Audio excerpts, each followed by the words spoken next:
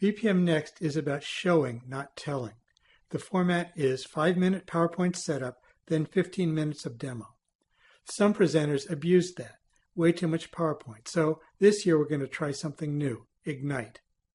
Ignite is a TED-like event based on the motto, enlighten, but make it quick. It uses a fixed format, 20 slides, automatically advancing every 15 seconds, or 5 minutes total. At bpmNEXT, your setup must use the Ignite format. It's challenging.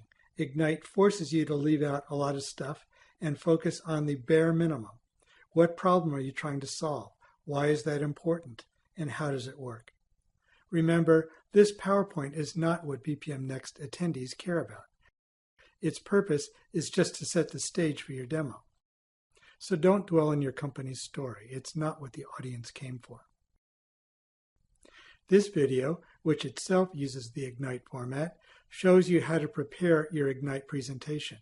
You don't have to follow these steps. They're just a suggestion. Start with an outline and pare it down to the minimum. The outline should include your key message and the 3 questions on the audience's mind, typically what, why, and how. You're going to wind up with about 5 slides for each question, plus intro and conclusion. Next is the script, 35 to 40 words per slide. That's it. This is hard, and you need to script it. Create a script PowerPoint with 20 slides and type the script for each slide in the content area. In PowerPoint Slideshow tab, click Record Slideshow. Record the script on the screen as you advance each slide. Use Start Recording from Current Slide to redo it from there to the end. It takes a few tries.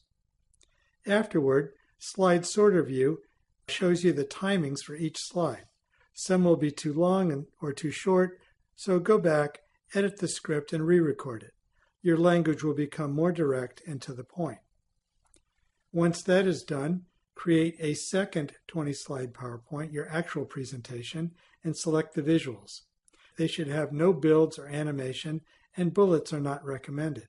Best is an image and a few words of text. If you're lucky, your graphics person can find images. If you're like me, you can use Google to find images yourself, or create your own with screenshots. They don't all have to be perfect now, as you will probably change some. This is the PowerPoint you will present, so you're almost there. The experts say you now need just to rehearse, but I think first you need to record it and play it back a few times to tighten it up. First, re-record the script. Use an audio editor to clean up background noise and ensure each slide's audio fits in its 15-second window. Save it as a single MP3 file lasting 5 minutes. Now in PowerPoint, set up the timing in the Transitions tab. The effect should be none, and on the right, uncheck Advance on mouse click and check Advance after 15 seconds. Apply to all.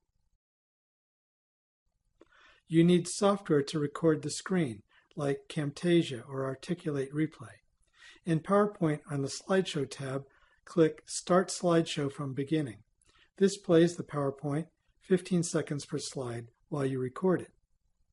In the Screen Recording tool, insert your 5-minute audio track and make sure it aligns with the slide transitions.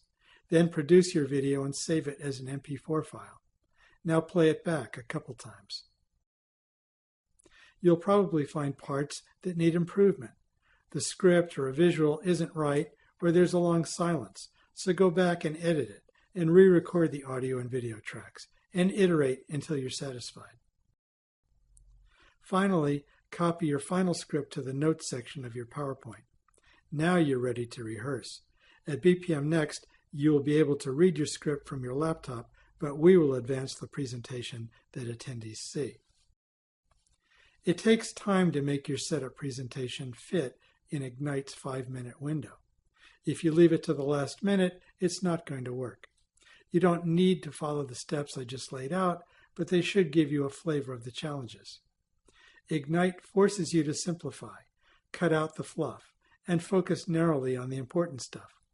It not only leaves more time for your demo and the Q&A, but it gives a sharper focus to your overall presentation.